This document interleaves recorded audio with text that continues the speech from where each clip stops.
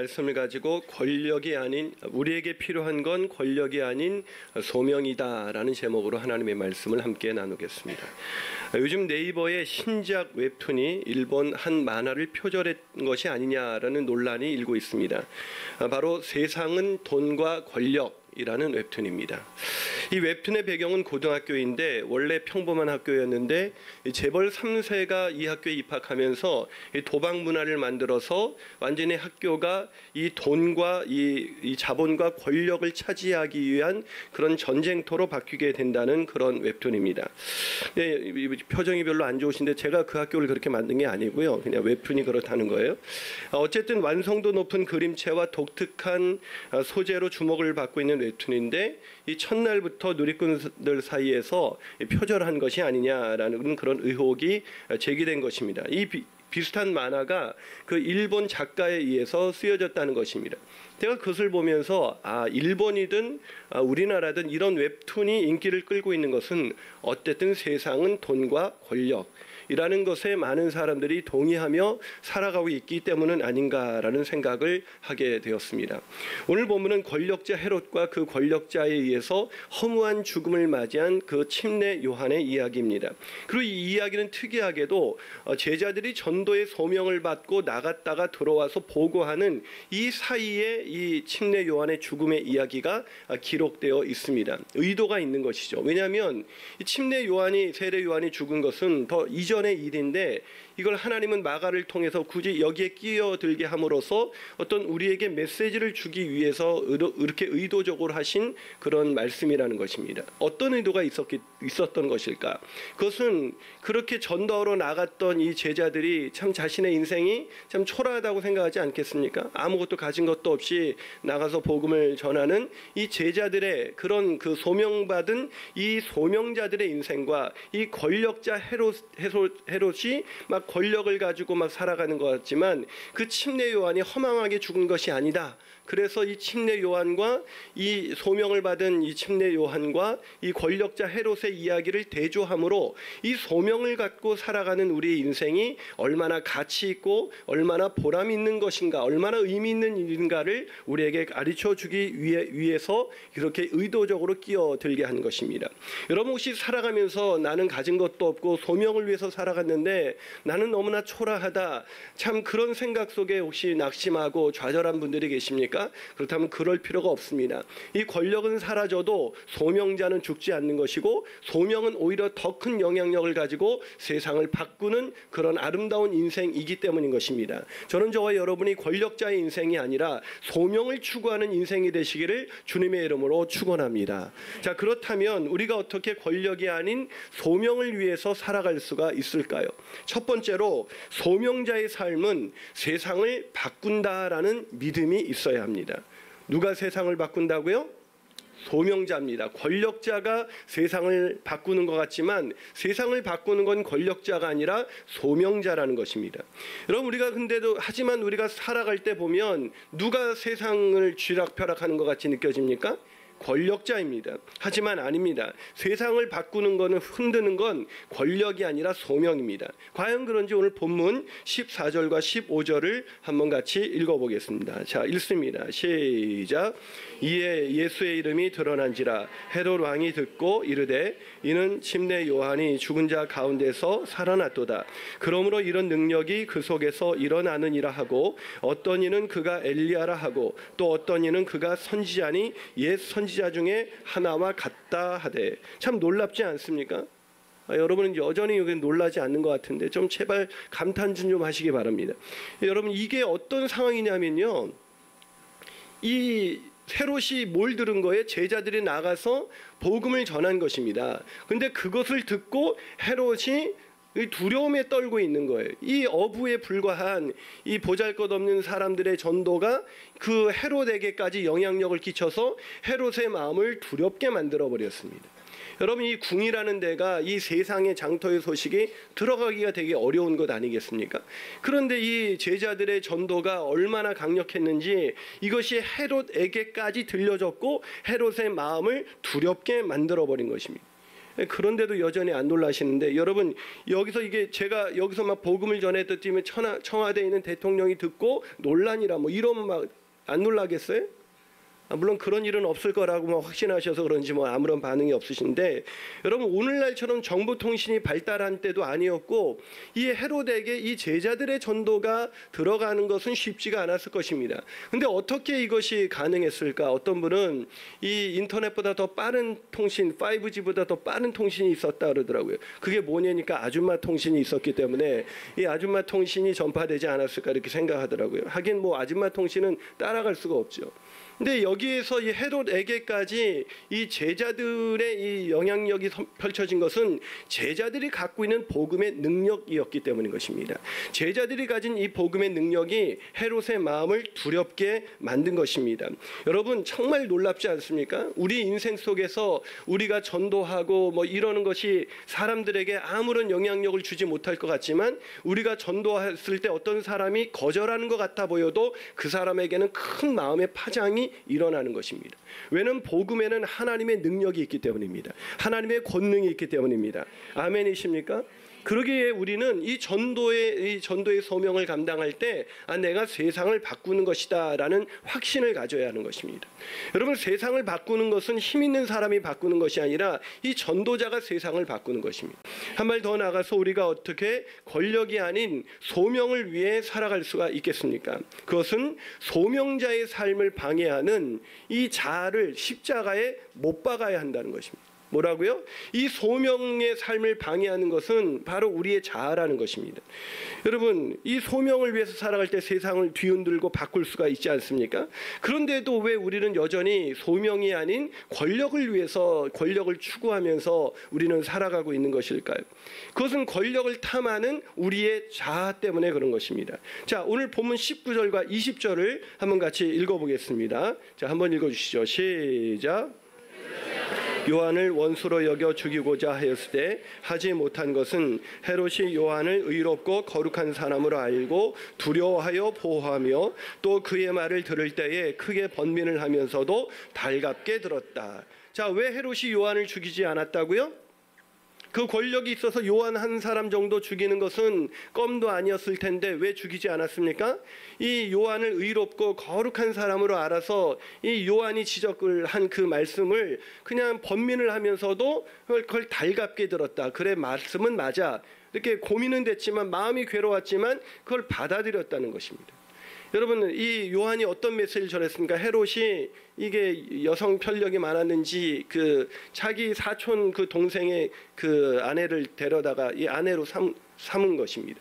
그거는 있을 수 없는 일이었기 때문에 요한이 그것을 지적했고, 그러자 헤롯도 기분 나빴고, 더 기분 나빴던 건 헤로디아 같이 결혼을 하게 된 헤로디아였습니다. 그것 때문에 이렇게 헤로디아가 막 계속 죽이라고 했지만 헤롯은 그래도 요한이 의롭고 거룩한 사람이기 때문에 그거를 좀 번민은 했지만 그래도 그래 뭐 말씀은 맞지. 이 변화되지 않은 사람의 특징이 뭐냐면 번민은 하지만 이렇게 변화되지는 않는다는 거죠. 그래, 말씀은 맞아. 내가 말씀대로 살아야 되는데 그러고 안 사는 거죠. 오늘 본문에 있는 헤롯이 그랬습니다. 헤롯이 결과적으로 번민하고 요한을 보호했지만 우리가 결과를 알고 있지 않습니까? 헤롯이 어떻게 했습니까? 요한을 죽였습니다.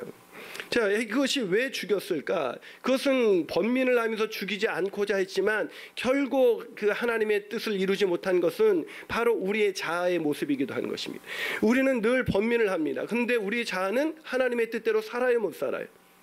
못 삽니다. 그러니까 늘 번민을 하면서도 주님의 뜻대로 살려고 했지만 그렇지 못했습니다. 이게 우리의 기도가 아니겠습니까? 헤롯도 그랬습니다. 그럼 이것이 헤롯만의 문제일까? 당시 권력자들만의 문제일까? 아니요. 모든 인간은 권력을 탐하게 되어 있습니다. 왜냐고요? 우리가 창세기로 돌아가면 우리가 왜 권력을 추구하면서 탐하면서 살아가는지 그 이유를 알 수가 있습니다. 창세기 3장 4절에서 6절을 한번 같이 읽어보겠습니다. 자, 읽습니다. 시작. 뱀이 여자에게 이르되 너희 눈이 밝아져 하나님과 같이 되어 선악을 알 줄 하나님이 아심이니라. 여자가 그 나무를 본즉 먹음직도 하고 보암직도 하고 지혜롭게 할 만큼 탐스럽기도 한 나무인지라. 여자가 그 열매를 따먹고 자기와 함께 있는 남편에게도 주매 그도 먹은지. 그도 먹었다. 무슨 얘기입니까? 이 인간이 선악과를 따먹은 이유는 뭡니까? 단순한 절도죄가 아닙니다. 하나님이 먹지 말라는 걸 절도 몰래 먹은 게 문제가 아니라 하나님과 같이 되려고 먹었다는 것입니다. 그 인간의 이 죄는 하나님께 불순종하는 이유는 뭐냐면 내가 하나님이 되고자 하는 것입니다. 하나님의 간섭을 받지 않고 내 맘대로 내 뜻대로 살고자 선악과를 따먹은 것입니다. 그렇기 때문에 죄의 근본은 살인이나 간음이나 이 도적질이나 이런 죄보다 더 심각한 문제의 죄의 뿌리는 뭐냐면 내가 주인이 돼서 내가 하나님이 돼서 내가 원하는 대로 살고자 하는 것입니다.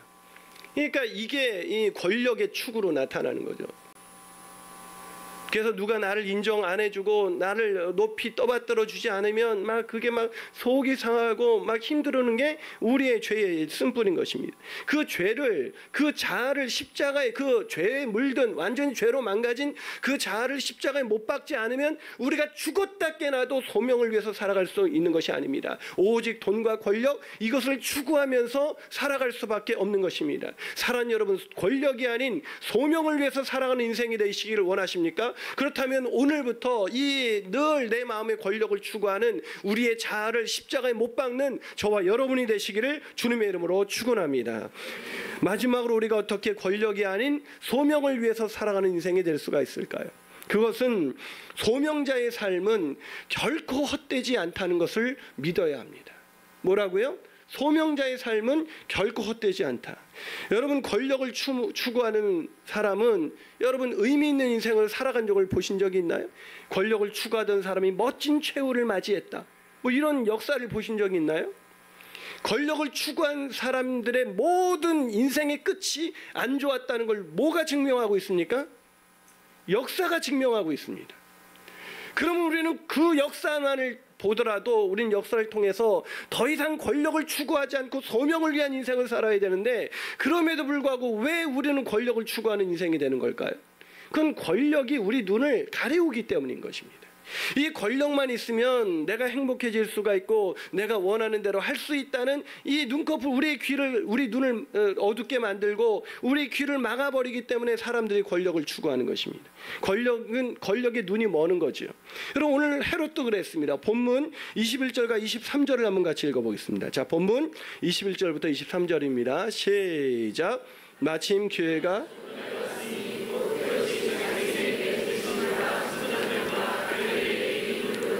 잔치할새 헤로디아의 딸이 친히 들어와 춤을 추며 헤롯과 그와 함께 앉은 자들을 기쁘게 한지라. 왕이 그 소녀에게 이르되 무엇이든지 내가 원하는 것을 내게 구하라. 내가 주리라 하고 또 맹세하기를 무엇이든지 내가 내게 구하면 내 나라의 절반까지라도 주리라.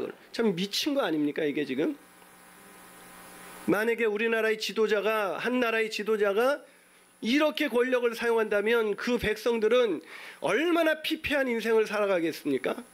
권력은 하나님으로부터 주어진 것이기 때문에 이것은 하나님의 백성을 섬기라고 주어진 것이기 때문에 권력을 남용해서는 안 되고 이 권력 앞에서 오히려 더 겸손하게 그 하나님의 백성들을 섬겨야 되는 것입니다. 요즘 우리가 드라마 친애하는 판사님께를 보면서 우리가 막 마음에 느낀 그 법정에서 그 판사가 퇴장할 때 다 인사를 하지 않습니까? 그 인사를 하는 머리를 조아리해서 그에게 권력을 실어주는 것은 재판을 바르게 하라는 의미가 담겨져 있는 것입니다. 근데 그거를 잘못 생각하고 자기가 대단한 줄 알고 그래 너희들은 내 마음대로 내가 재판 다 할 수 있지 이렇게 판사가 이렇게 생각한다면 그 나라의 정의와 공의는 무너지는 것이고 무너진 정의와 공의가 무너진 그 사회 속에서 나라 속에서 백성들은 신음하면서 살아가는 건 아니겠습니까? 근데 이 분보는 이 헤롯이 어처구니 없게도 권력을 그렇게 사용했습니다. 이 술판을 벌여놓고 잔치라고 그냥 벌려놓고 귀인들을 모아놓고 그 귀인들에 속하지 않은 게 얼마나 감사한지 몰라요. 그 귀인들을 불러놓고 그냥 잔치를 벌여놓고 술 기운에 뭐 취해 있는데 딸이 의붓딸이 나와가지고 헤로디아의 딸이 나와서 춤을 추니까 뿅 가가지고 완전 춤을 얼마나 그 야하게 췄길래 뿅 갔겠을까요? 그게 여러분 공주가 그렇게 그런 춤을 춘다는 것 자체가 지금 이 권력이 완전히 부패해 버린 것입니다. 근데 그 춤을 보고 나서 얼마나 기분이 좋았는지 내 나라의 절반까지도 네가 구하면 주겠다. 그걸 맹세까지 하면서 주겠다고 지금 반복을 하고 있습니다. 야, 참 이것을 보면서 이 헤롯은 권력만 있으면 내가 스스로의 내가 원하는 것을 뭐든지 할 수 있다고 생각. 이게 권력이 무서운 게 이거예요. 권력을 쥐면 내가 더 돈을 많이 벌면 내가 더 많이 가지면 내가 더 높은 곳에 오르면 내가 원하는 대로 할 수 있어요. 승진해서 내가 원하는 대로 좀 살고 싶어서 그렇게 하는 건 아니겠습니까? 승진해서 더 열심히 섬기고 더 밑에서 섬기려고 승진하는 사람이 세상에 누가 있겠어요? 여러분 세상 사람들이 다 그렇게 권력을 추구하면서 살아갑니다. 그런데요 세상 사람들만 그런 것이 아니라 그리스도인들도 그렇게 살아간다는 것입니다. 근데 더 미치고 환장하는 것은 그리스도인들만 그렇게 살아가는 게 아니라 이 목회자들도 이 권력을 탐하면서 이 권력을 위해서 살아간다는 거 아니겠습니까? 여러분 교회가 성장을 하게 되면 목사는 권력을 갖게 돼 있습니다. 왜냐하면 이 국회의원의 권력이 어디서 나옵니까?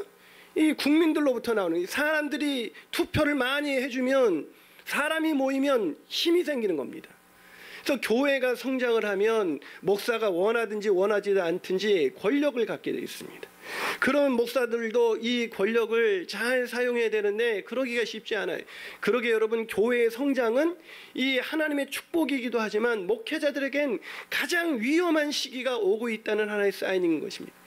우리 교회도 이 31명이 개척해서 할 때가 참 좋은 거고 지금 시간이 지나면 지날수록 제가 점점 위험해지는 그런 상황이 있는 것이죠.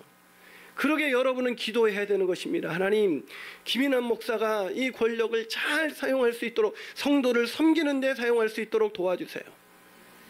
뭐 아멘을 크게 안 하시는 거 보니까 여러분이 별로 아마 하긴 그래요. 저희 교회가 그 이제 2년째 개척 2주년 접어들 때였습니다. 제가 2주년 접어들어서 한참 열심히 목회하는데 저한테 그 한 큰 대형 교회 청빙년들이 와가지고 저를 청빙하겠다고 3시간을 설득하다가 그냥 돌아갔습니다. 최근에는 올 상반기에는 강남의 한 유명한 교회에서 저를 찾아와서 청빙하겠다고 왔습니다. 제가 거절했죠. 단번에 거절하니까 그분이 하나님의 뜻이라도 안 가겠냐는 거예요. 하나님의 뜻이면 가죠. 그러면 하나님의 뜻은 거기 성도들은 오케이 했는데 여기 성도들이 오케이 하지 않은데 어떻게 하나님이 이쪽에서는 오케이 사인을 주시고 이쪽에서는 가지 말라고 그렇게 할 수가 있냐. 우리 성도들이 다 가라고 하면 내가 가겠다 그랬어요. 그랬더니 그분들이 하는 얘기가 목사님 우리에게 목사님이 여기서도 사역 물론 잘 하시겠지만 우리 교회 오시면 큰 목회를 하실 수가 있습니다. 뭐가 큰 목회죠? 교회가 커지면 그게 큰 목회인가요? 교회가 작아도 주님 보시기에 큰 목회 하시는 분들이 있고요. 교회가 커도 주님 보시기에 큰 심덩어리의 목회자가 있어요. 우리가 보지 않습니까? 그런데 이 목회자들이 이 성도들이 이렇게 모여든 것은 성도들이 얼마나 갈급했기 때문에 그 말씀 가운데 모여든 거겠습니까? 그러면 더 잘 섬기고 그래야 되는데 목회자들이 힘을 가지고 남용하는 것을 우리가 보고 있습니다. 실제로 저는 목회를 하면서 가장 제 마음이 아픈 것은 제가 우리 교회가 성장을 못한다는 것도 아니고 뭐 헌금이 뭐 어떻게 된 그런 건 관심이 없습니다. 중요한 건 뭐냐면 제가 목사다운 목사로 살아가기가 너무나 힘들다는 거예요. 저도요 어디 목회자들의 모임에 가서 누가 더 막 칭찬받고 어떤 목회자가 막 인정받는 것 같으면 제 마음속에서 와 저분은 정말 대단한 분이지 하고 그분을 높여드리는 게 아니라 내 마음이 상해요. 이상하게 제가 상하려고 마음먹은 건 아니었거든요. 근데 누가 나보다 더 영광받고 누가 더 나보다 인정받으면 나도 모르게 마음이 상하는 이 자아를 보면서 이 자아가 십자가에 못 박혔는데 또다시 멀쩡하게 언제 이게 십자가에서 내려왔는지 이 십자가에서 내려와가지고 이게 멀쩡하게 내 마음을 휘짓고 다니고 온갖 권력을 추구하면서 그렇게 살아가게 하지 않습니까? 그래도 저는 다행스러운 것은 우리 교회가 참 감사한 것은 우리 성도들이 저를 별로 그렇게 권위를 인정하지 않는다는 거예요. 뭐 제가 이렇게 성도들 앉아 계셔서 가서 악수를 해도 그냥 앉아서 목사님 왔어요 뭐 이렇게 인사를 하고, 뭐 인사 안 하는 분도 계시고, 뭐 제가 또 황당한 건 지난번 3부 예배 끝나고 근데 우리가 늘 김밥을 먹거든요. 김밥 한 줄을 먹는데 어느 날 제 김밥이 사라졌어요. 도대체 담임 목사 김밥을 누가 훔쳐가는지 내가 진상조사를 하고 싶었었는데 김밥이 사라진 거예요. 그래서 할 수 없이 그냥 이제 사무실에 뒤적거려 보니까 라면 한 봉지가 있길래 라면 끓여 먹으려고 이제 그 식당에 가서 라면을 끓여 먹으려 했더니 성도들은 보니까 이미 이 목장별로 이렇게 맛있는 거 싸와가지고 막 다 먹고 있는 거예요. 보통 그렇게 맛있는 거 싸우면 보통 교회들은 목사님한테 좀 먼저 주고 그러지 않아요? 근데 안 줘요. 절대 안 주고 자기들끼리만 먹고 마시면서, 그런데 제가 얼마나 먹고 싶었겠어요. 근데 먹으라는 소리 한마디 안 하고 그냥 자기들끼리 먹고 막 그러다가 제가 라면을 이제 끓이기 시작하니까 그제서야 목사님 라면 드시게요? 그러는 거예요. 그럼 보면 그 라면 끓여 먹는 거죠. 뭐 라면 드시게요? 그걸 물어봐요. 네 그랬더니 그럼 와서 좀 드세요 이래야 되는데 자기들만 먹고 그냥 그러는 걸 보면서 참 얼마나 제가 씁쓸한지, 제가 우리 교회 담임 목사인지 진짜 뭐 분간이 안 갈 때가 있어요. 그런데도 저는 그냥 그런 교회가 감사합니다. 제 마음은 좀 뭐 얻어먹을 거 좀 못 얻어먹겠지만 그래도 우리 교인들이 뭐 나를 뭐 권위 있는 자로 생각하지 않으니까 내가 여기서 권력 부릴 이유가 없겠구나. 근데 지난주 제자 훈련을 하는데 한 성도님이 제가 주일에 종종 라면을 먹는 걸 보고 깜짝 놀랐다고 합니다. 그래서 제가 그랬어요. 한 몇 개월 지나면 익숙해지실 거예요. 이렇게 얘기하고. 저는 하나님께 늘 기도합니다. 하나님, 제가 주신 힘을 사용할 수 있을 만큼만 주십시오. 근데 제가 벌써 우리 교회가 이렇게 1000명이 넘어서고 이렇게 성장하는 거 보면 아직은 제가 그런 능력이 안 되는 것 같은데 참 겁이 나기도 합니다. 이 동탄성전을 앞두고 가장 겁이 나는 것은 제가 과연 이것을 하나님이 주신 이 파워를, 이 힘을 성도들을 위해서 잘 섬길 수가 있을까?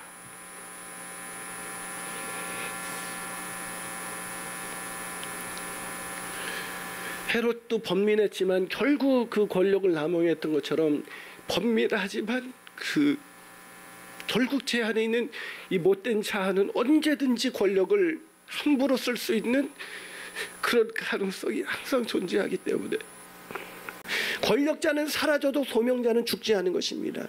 결국 헤롯은 나중에 유배를 가서 비참한 최후를 맞이했지만 그렇게 허무한 죽음을 죽은 것 같은 요한은 지금도 살아서 오늘 2000년 수천 년이 지난 오늘까지도 우리에게 영향력을 끼치며 우리에게 소명을 가진 인생으로 살라고 얘기하고 있습니다. 사랑하는 여러분, 우리가 이 소명을 감당하다가 가난해질 수가 있고, 우리가 소명을 감당하다가 우리가 병들 수도 있고, 소명을 감당하다가 요한처럼 허무하게 죽을 수도 있는 것입니다. 그러나 그 죽음은 결코 헛된 것이 아니고 우리는 소명을 감당했다면 그 소명자는 죽어서도 살아서 수많은 성도들에게 영향력을 끼치는 아름다운 인생을 살아갈 수가 있는 것입니다. 사랑하는 여러분, 우리 인생에 더 높아지려고 하지 말고, 더 위대해지려고, 더 많이 가지려고 하지 말고 오히려 주어진 것, 소명을 위해서 살아가시는 저와 여러분이 되시기를 주님의 이름으로 축원합니다.